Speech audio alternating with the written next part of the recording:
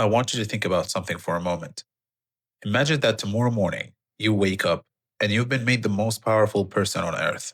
The most powerful. Every decision, every law, every war, every life, all of it is just in your hands. Now, here's the question I want you to sit with.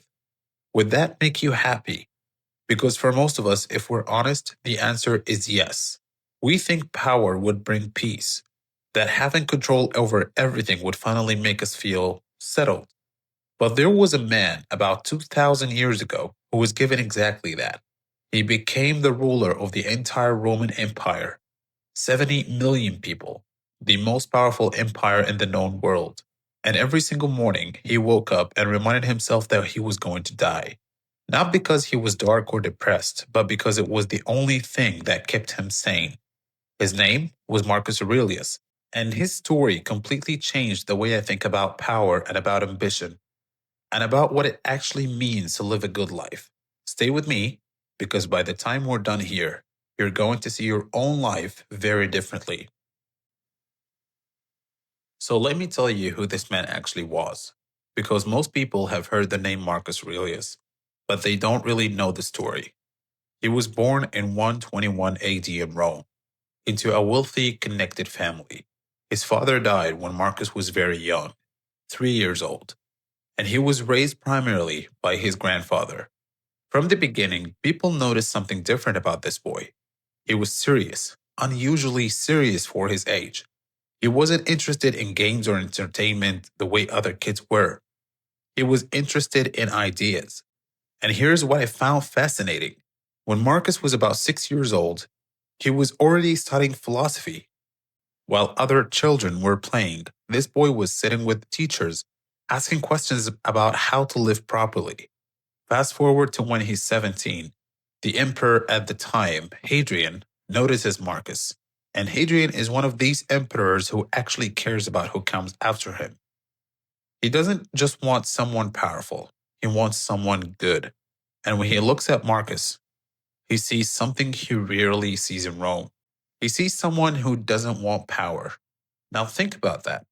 In a world where people are scheming, poisoning each other, betraying their closest allies just to get a little closer to the throne, here is a young man who genuinely, honestly doesn't want it. And that, to Hadrian, made him the perfect person to have it. Hadrian made arrangements for Marcus to eventually become emperor. And when Marcus found out, later in his journals, he would describe the feeling, not excitement, not pride. He used the word burden. That's how the most powerful man in the world described his own power, a burden. I've been thinking about that a lot lately, and I think there is something incredibly important in that most of us completely miss. But here is what I need you to understand before we go any further. Marcus Aurelius didn't just think these things, he wrote them down. Every single morning before anyone else in the palace was awake, he sat alone and wrote in a private journal, a journal that was never meant to be read by anyone. That journal is now one of the most widely read books in human history, and what's in it will genuinely surprise you. The book is called Meditations, and I want to be clear about something. Marcus Aurelius never called it that. He never gave it a title because it was never a book. It was his private notes to himself. And when you read it, and I really encourage you to, you realize something immediately. This man is not trying to impress anyone.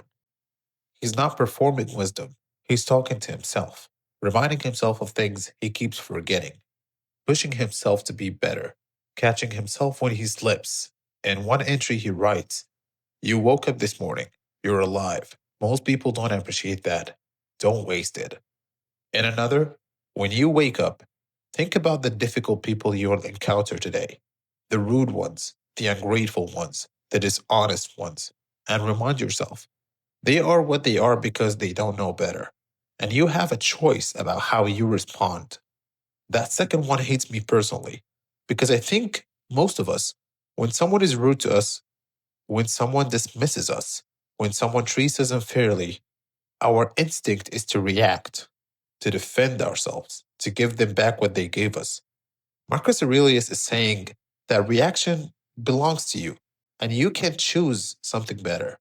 Now, this is the foundation of what's called Stoicism, and I want to explain it in the simplest possible way, because people make it sound complicated when it really isn't. Stoicism is basically this: there are things in life you can control, and there are things you can't. Stoicism is the practice of focusing all your energy on what you can control and releasing everything that you can't. That's it. That's the whole philosophy at its core. Your thoughts, you control those. Your actions, you control those. Your values, yours entirely. The traffic, it's not yours. Other people's opinions, not yours. The Stoics, and Marcus Aurelius above everyone, practiced this distinction with incredible discipline every single day. But Marcus went even further. He practiced something called memento mori, which in Latin means remember that you will die. Every morning before anything else, he reminded himself that today might be his last day, that the people he loved might not be here tomorrow, that everything he was holding on to, the power, the status, the relationships, was temporary. And here's the thing: this didn't make him depressed. It made him present. It made him grateful. It made him focused on what actually mattered. Because when you genuinely believe today might be your last, you stop wasting it on things that don't deserve your attention. And then came the moment that tested absolutely everything Marcus Aurelius had ever written about. A moment that I believe is the single most revealing thing about his character.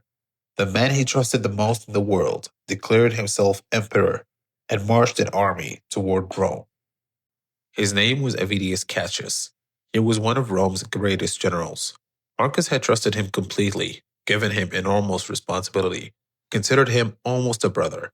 And in 175 AD, a rumor spread that Marcus Aurelius had died on campaign. Some say the rumor was deliberate. Others say it was a genuine mistake. Either way, Cassius heard it and he made his decision. He declared himself emperor of Rome. He had the support of the eastern provinces. He had a full army. He had momentum. Now, I want you to think about what most people would do in that situation. If your most trusted ally, someone you gave everything to, turned on you and declared war, try to take everything that you had, what would your first emotion be? It might be rage, right? Or at minimum, a cold, calculating desire for revenge. But Marcus Aurelius wrote a letter, not a declaration of war. It's just a letter. He expressed not anger, he expressed sadness, genuine sadness. He wrote that he was not concerned for himself. He was concerned for Cassius, because Cassius had chosen to become something smaller than what he was capable of being. That is not the response of someone performing Stoicism. That is the response of someone who has genuinely internalized it. Before Marcus could even reach Cassius to resolve the situation, Cassius was assassinated by his own officers. The rebellion collapsed, and when the severed head of Avidius Cassius was brought to Marcus Aurelius, he refused to look at it. He ordered it buried with full honors. And then he pardoned every single senator, official, and soldier who had supported the rebellion. Someone in his inner circle reportedly asked him why. Why not make examples of them? Why not send a message to anyone who might try this again? And Marcus said something that I keep coming back to. He said, the best revenge is not to be like them. I've been sitting with that line for a long time, not because it's weak to forgive, but because holding onto anger, feeding it, nursing it, letting it define your decisions, that costs you far more than it costs the person you're angry at. You're the one carrying it. Marcus Aurelius understood this with crystal clarity, and he lived it, not in his journals, in his actual decisions, as the most powerful man in the world. Now, I want to bring this closer to home, because I think sometimes when we talk about ancient emperors and Roman philosophy, it can feel distant, like it belongs to a different world, but it doesn't. Think about the last time someone betrayed your trust, a friend who let you down, a colleague who undermined you, a partner who wasn't honest, someone you gave your loyalty to, and they didn't give it back. What did you do with that? Did you carry it? Are you still carrying it? Here's what Marcus Aurelius would tell you, and I genuinely believe this. The person who wronged you is not thinking about it the way you are. They moved on. They're living their life. And meanwhile, you are spending your mental energy, your most precious resource, replaying what they did, building arguments in your head, imagining what you should have said. That's not justice. That's a tax you're paying on someone else's behavior, and you're the only one paying it. Stoicism doesn't tell you to be weak. It doesn't tell you to be a doormat. It tells you something much harder. It tells you to do what's right, act with your full character, and then let go of the outcome. Because the outcome was never fully yours to control. What is yours, what has always been yours, is how you respond. The quality of your character in the moment that nobody is watching. The decision you make when being petty would be so much easier. Marcus Aurelius spent 40 years of his life practicing exactly that. With the entire Roman Empire watching his every move, he wasn't perfect. He had a son, Commodus, who became one of the worst emperors in Roman history. That failure haunted him. He made military decisions that historians debate to this day. He made mistakes, but what he gave us, what he left behind in that private journal that was never meant to be read, is proof that the practice of becoming better is worth doing regardless of whether you ever fully get there. He was still writing reminders to himself on his deathbed, still trying, still practicing, still becoming.